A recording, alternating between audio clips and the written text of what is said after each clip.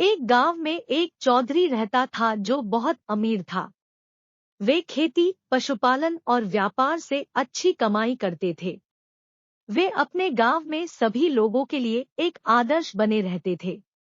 एक दिन गांव में एक किसान आया जो अपने खेतों में उत्पादित सामान को बेचने के लिए चौधरी के पास गया।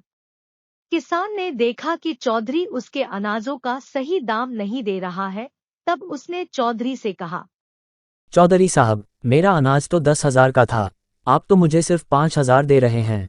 तब चौधरी ने बोला, अरे भाई, मैं तुम्हारे अनाज का सही दाम लगा रहा हूँ, तुम बहुत किच-किच करते हो। अभी तुम इस गांव में नए हो।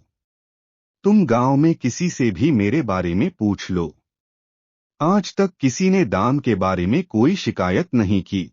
किसान एक समझदार और हिसाब किताब का पक्का आदमी था। वो समझ गया कि चौधरी धांधली कर रहा है।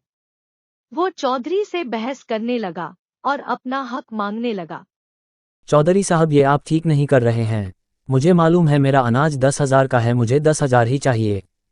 चौधरी सोच रहा था, किसी तरह से इस किसान से बातों में उलझाकर अपनी जान छुड़ा लूं। उसने किसान से कहा, अरे भाई, तुम्हें कुछ नहीं पता है। अगर इतना ही गलत लगता है तो तुम खुद किसान क्यों नहीं बन जाते हो? तुम खुद खेती करो तो तुम्हें मालूम चले। किसान ने चौधरी से कहा, अरे साहब, मैं तो सालों से खेती करते आ रहा हूँ अपने गांव में, मैं सिर्फ इस गांव में नया हूँ, खेती किसानी मेरे लिए कोई नई बात नहीं है।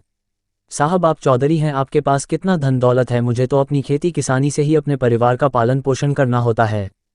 ठीक है भाई, आप ये लो 10,000 रुपए। मुझे तुम एक समझदार और हिसाब किताब का सही ज्ञान रखने वाला लगते हो। आज के बाद से अगर हिसाब किताब में कोई गड़बड़ी हुई तो मैं आपको ही बुलाऊंगा।